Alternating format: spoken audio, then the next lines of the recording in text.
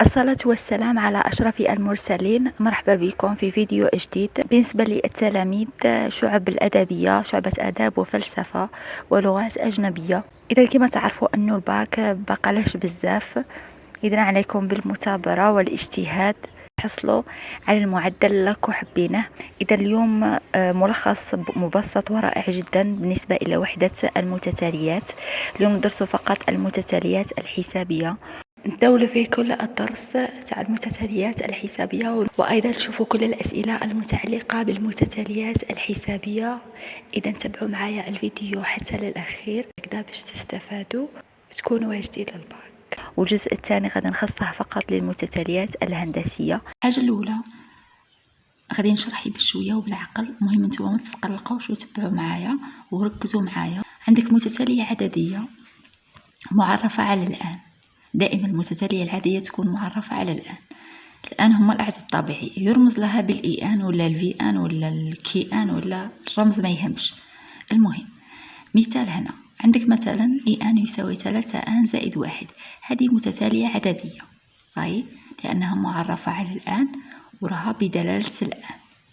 الحاجة الأولى رتبة الحد إي بي هو الحد، الرتبة تاعو باعتبار أن إي آ هو الحد الأول للمتتالية إي آن.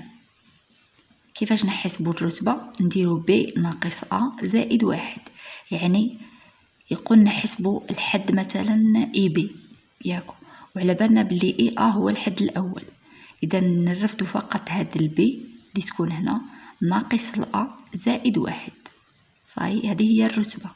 نشوفوا مثال إي صفر هو الحد الأول، يقول لك السؤال احسب رتبة الحد إي 10. كيفاش دير؟ ترفد هاد العشرة هنا ناقص الحد الأول اللي هو صفر زائد 1، شحال يعطيك؟ يعطيك 11. إذا الرتبة هي 11 لكن الحد هو إي 10.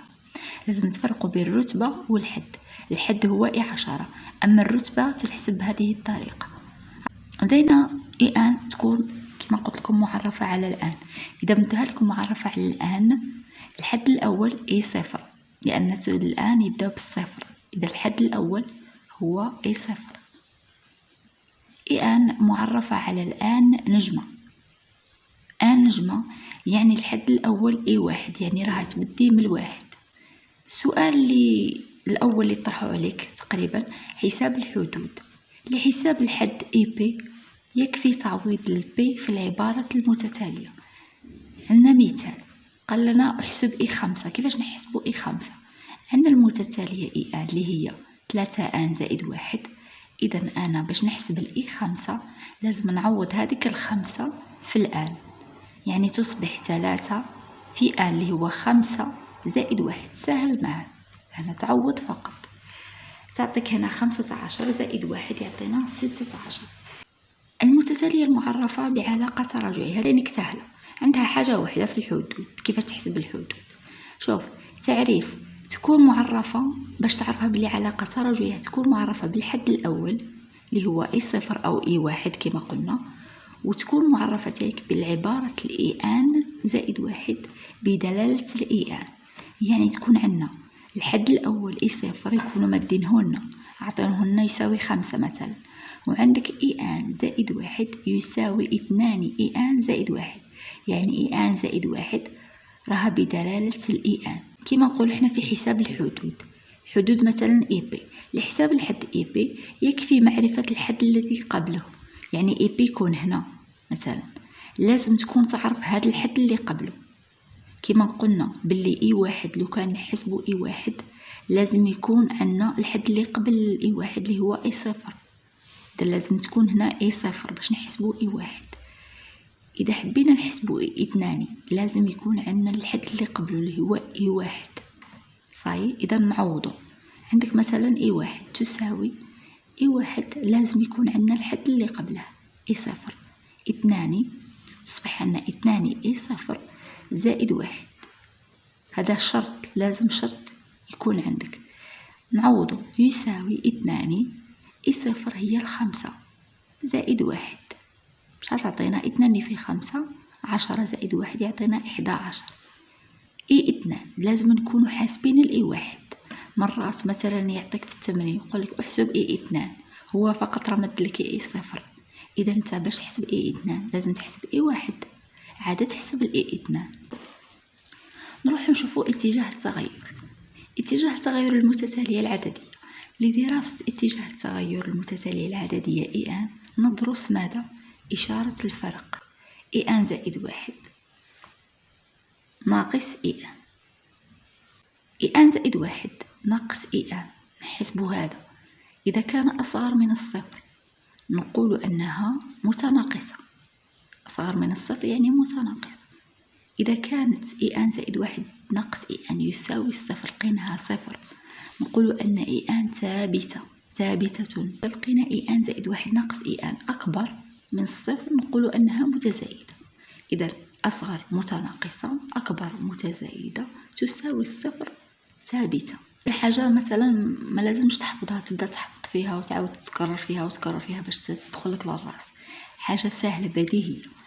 ملاحظة هنا ناخذوها، نقول باللي أن متتالية إي أنها رتيبة، معناها أنها يا متناقصة أو متزايدة. هذا المصطلح رتيبة يقدروا يمدوه لك وما تفهمش مثلا. إذا من يقول لك بأثبت أنها رتيبة عرف يا تلقاها متناقصة أو متزايدة. نروح الآن للمتتاليات الحسابية. نقول أن إي متتالية حسابية إذا وفقط وجد عدد حقيقي R، حيث من أجل كل عدد طبيعي إي زائد 1 يساوي إي زائد R. عرفها بلي متتالية حسابية. لحساب الآر مثلا إذا قال لك احسب الأساس R يساوي إي زائد 1 ناقص إي هو الأساس، لكن هنا يمدولك الإي وانت تحسب الإي زائد 1 ودير ناقص إي. عبارة الحد العام عندنا 3 القوانين هما يسهلين، لكن شوفوا معايا. إذا كان الحد إي صفر، الحد الأول تكتب من هذا الشكل العبارة تاعها إي يساوي إي صفر زائد في R. إذا كان إي 1 الحد الأول، إي 1 ماذا تساوي إي 1 زائد هنا تفتح قوس، هنا في بلاصة هاد الآن تفتح قوس دير ناقص 1، لأنه عندك الإي 1 هو الحد الأول. هنا كيما ناقص صفر هي كيفها، مادام هنا ناقص صفر تصبح فقط إذا نكتبوا R. لو كانت تسلف لك القانون إي ماذا يساوي إي 1 زائد ناقص 1 في R. بصفة عامة تقدر تحسب فقط هذا القانون وتقدر تعوض هنا. مثلا إذا كان الحد الأول إي صفر تروح تعوضه إي بي هو إي صفر ناقص البي هو الصفر في R، تصبح هذه العبارة. ولا رحت مثلا إي 1 هو الحد الأول تعوض إي بي هو إي 1 والبي هنا تعوضها بالواحد يجيك ناقص 1. إذا نفس القانون، فهمتوا؟ هنا يعوضوا وخرج لهم هذا القانون وخرج لهم هذا القانون. إلا تقدر تحفظ فقط هذا القانون وتخدم فقط به عندك لأنه غادي تلقى نفسه. فهمتوا؟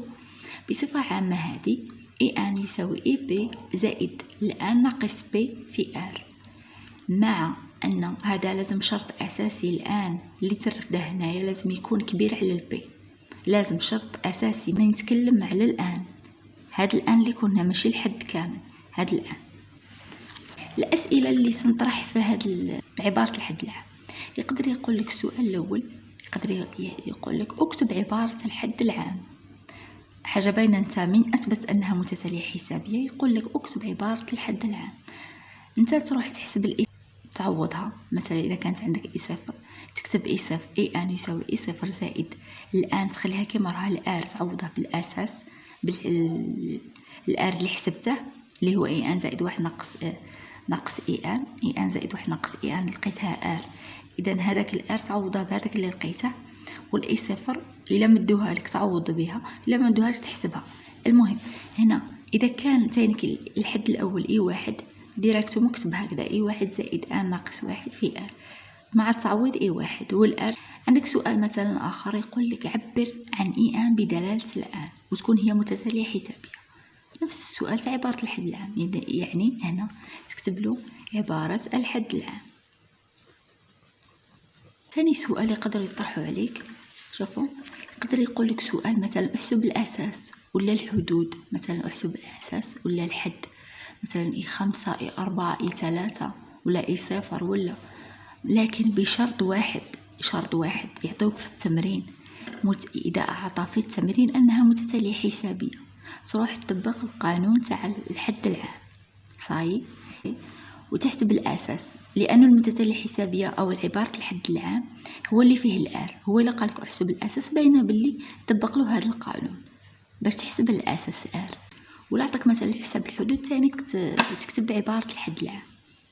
مثال مثلا يعطيو تمارين بزاف في هذا الشكل، يعطيوك مثلا هذا مثال تاع البكالوريا السابق، مثلا يعطيك إي ان متتالية حسابية يعطى إي 5 وإي 7، ياكو يمدلك مثلا إي 5 يساوي 10 مثلا، إي 7 يمدوها لك مثلا يساوي 5 ولا 1 ولا، المهم يمدوها لك ويقولك أنها متتالية حسابية. احسب الأساس، قلنا نطبقوا هذا القانون، نكتبوا إي ان يساوي إي بي زائد ان ناقص بي في ار. هنا كيفاش نعوضه؟ قلنا الإي ان نرفدوه الكبير، يعني 7 و5 نشوفوا شكون الكبير، 7 هي الكبيرة، إذا نكتبوا إي 7 ماذا تساوي؟ تساوي هنا إي 5 صحيح، زائد 7 هو الآن ناقص البي، هنا علاش شفنا ان أكبر من البي؟ لأن باش يعطيك عدد موجب، 7 ناقص 5 في ار، إذا الآر ماذا تساوي؟ ماذا تساوي الآر؟ عندك إي 7 هذا إي 5 يروح من الجهة الأخرى يولي إي 5، عفوا إي 7 ناقص إي 5 يولي ناقص إي 5 على 7 ناقص 5 اللي هي شحال؟ عندك 2. صحيح فهمتوا؟ إذا الآر تحسبه من هذا القانون وتحسب. نعطيكم تاني مثال آخر، هذا تاني كتعطاولهم في البكالوريا، كيفاش نحسبوا أو كيفاش بالقانون الحد العام تقدر تحسب. شوفوا عطاولهم في التمرين إي ان متتالية حسابية، الحد الأول إي 0 ما مدوه لكمش، ما عطاولهمش، لكن ماذا عطاولنا؟ عطاونا هاد الحدود إي 0 زائد إي 1 زائد إي 2 زائد إي 3 يساوي 21. سؤال احسب إي 0، قال لك احسب إي 0 ثاني كنا نعوضو بالقانون كيفاش؟ بعبارة الحد العام، يعني تروح تعوض له إي 1 و إي 2 و إي 3، هو خاصك تحسب إي 0، تروح تعوض له إي 1 و إي 2 و إي 3، تعوضها لها بدلالة الإي 0 باش يقعد لك فقط مجهول واحد، يعني إي 1 هذا إي 1 كيفاش تكتبه بدلالة إي 0؟ قلنا إي ان ماذا تساوي؟ تساوي إي 0 زائد ان في ار، ياكو. إذا إي 1 ماذا تساوي؟ تساوي إي 0 زائد ان اللي هو الواحد، والآر مثلا يمدهولك مثلا في 3 صحيح، الآر يمدهولك ولا تكون أصلا حاسبة. المهم عندك إي 2 نفس الطريقة، إي 0 هي دي زائد ان اللي هو 2، ار اللي هو قلنا 3،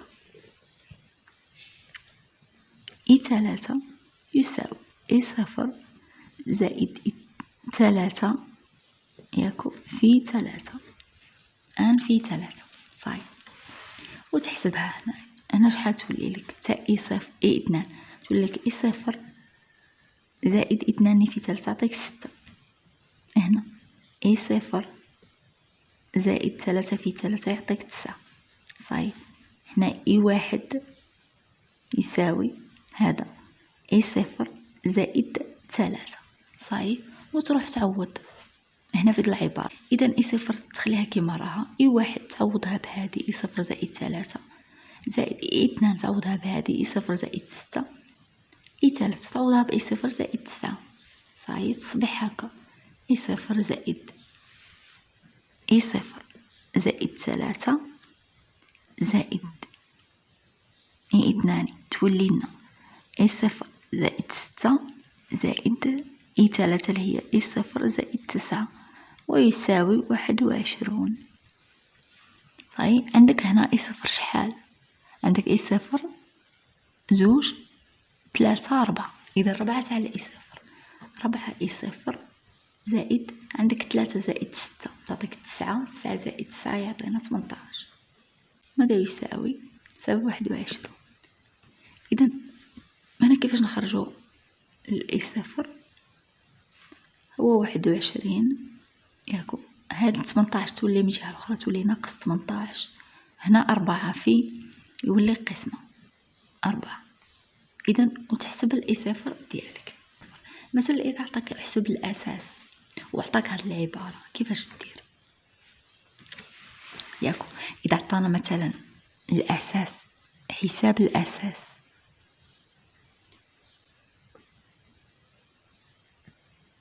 حساب الأساس R بنفس الطريقة، وعطاك هذه مثلا صحيح، عطاك هذه، ما عطاكش مثلا زوج تاع الحدود كما في المثال الأول، عطاك كامل هذه، تروح بنفس الطريقة اللي درتها هنايا تعوض. عفوا هنا اي 2 هي اي صفر زائد 6. هنا شوفوا اي 1 اللي هي اي صفر زائد الواحد في ار. اذا الار ما يكونش مادينه لك تعوضه بالار. هنايا عندك اي 1 تولي لك اي صفر زائد ار. هنا ثاني اي 2 تساوي اي صفر زائد 2 في ار. هنا ما يكونش مادين لك الار، يعني تعوض فقط هاد 3 بالار، صاي تصبح اي صفر زائد 2 ار.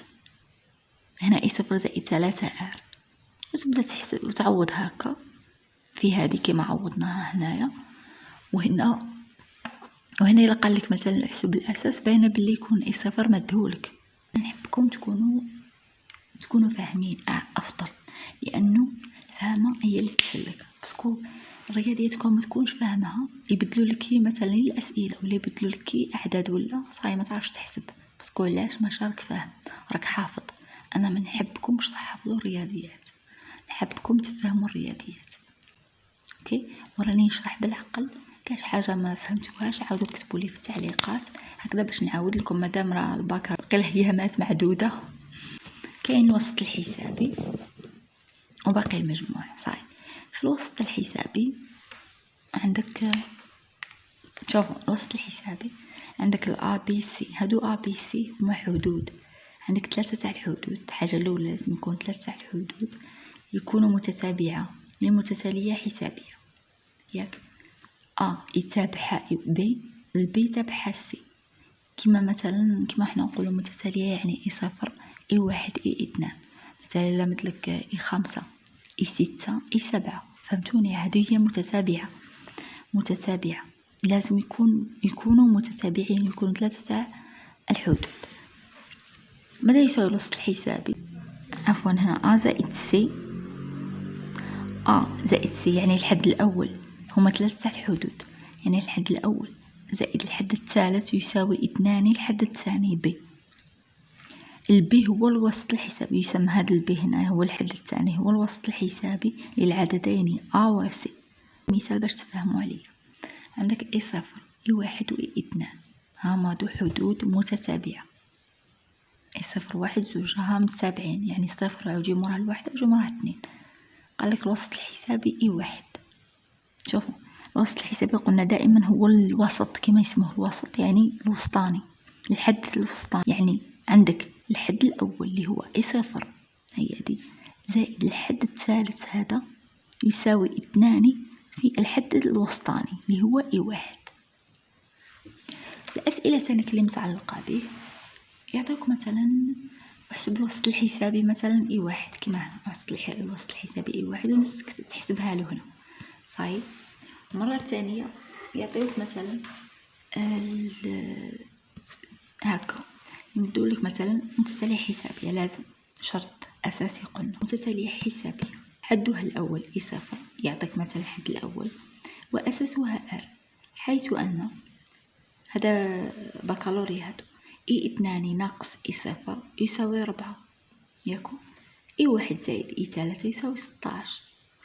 احسب الحد اي 2 ثم الحد الأول اي صفر واستنتج الأساس.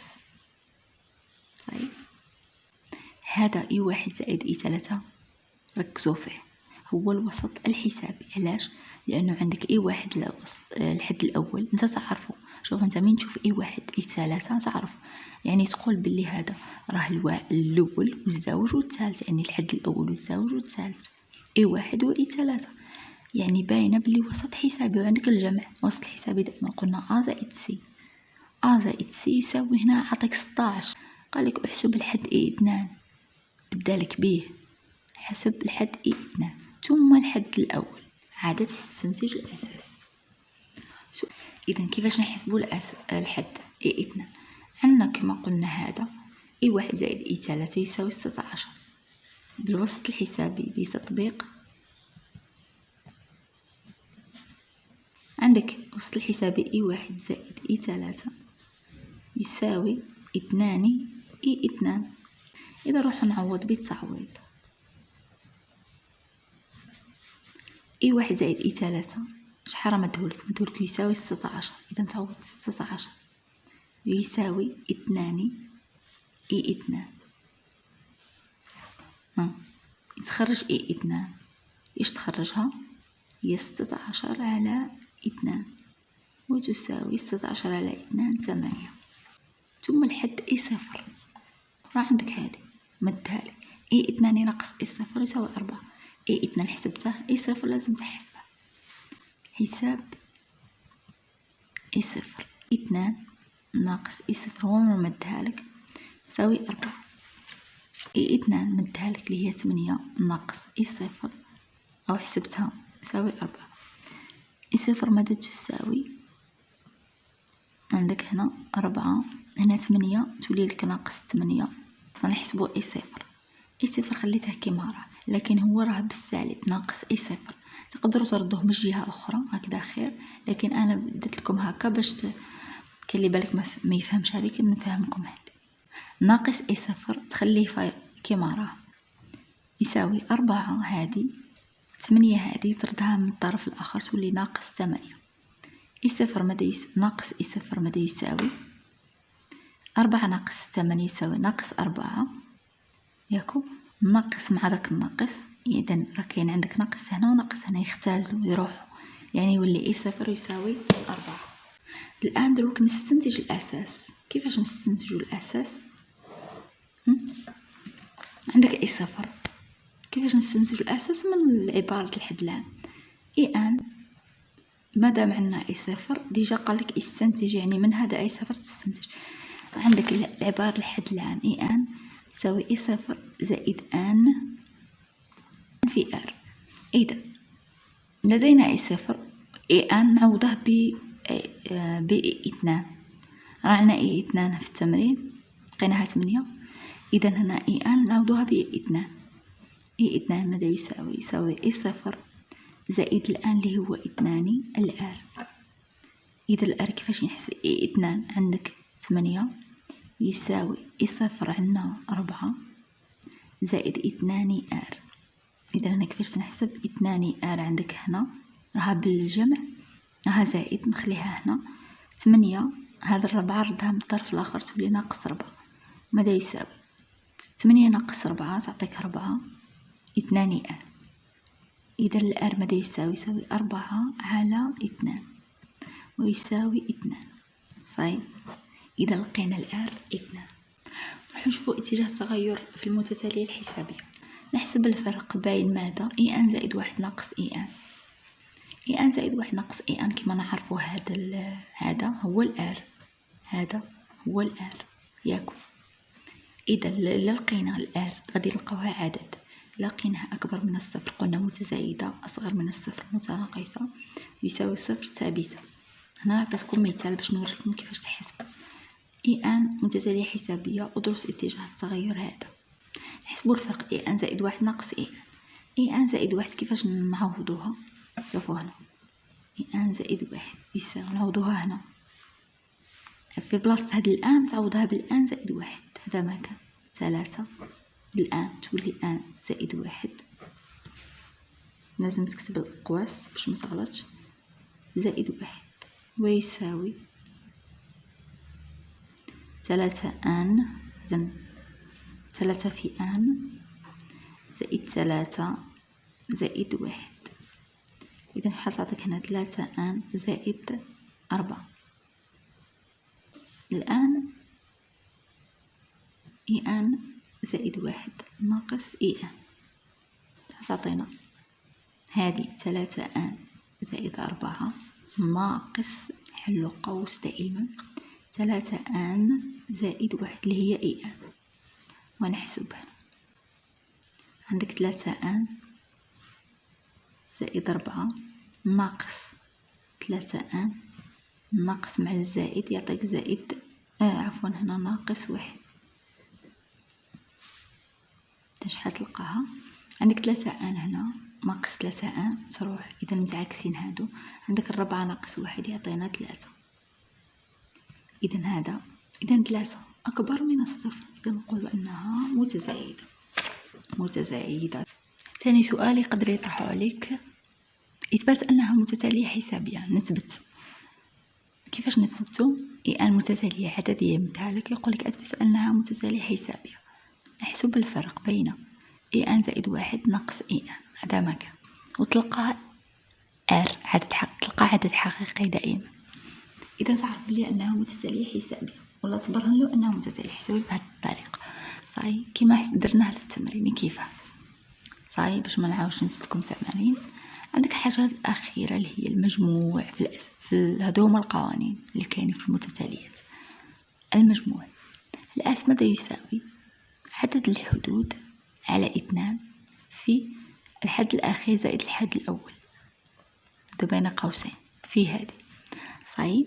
أسئلة يقولك احسب المجموع اس، تكتب له القانون وتعوض، ولا يعطيك احسب المجموع اس ان بدلالة الان. هنا من يقولك احسب المجموع اس يعني يعطيك اس مثلا يكون من اي 0 حتى الاي 9. اذا هذا هنا راه معلوم، هذا الحد الاخير راه معلوم على بها يقولك احسب المجموع اس.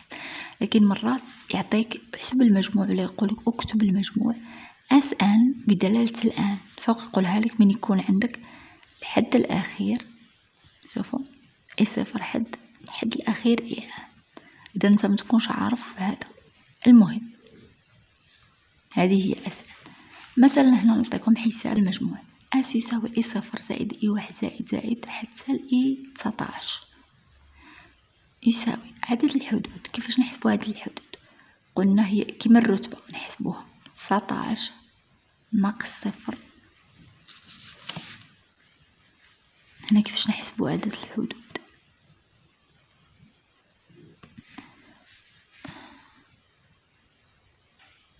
الحد الأخير اللي هو 19 ناقص الحد الأول اللي هو اي 0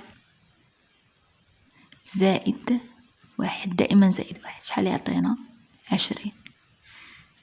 صحيح. هنا 20 عدد الحدود هما 20 على 2.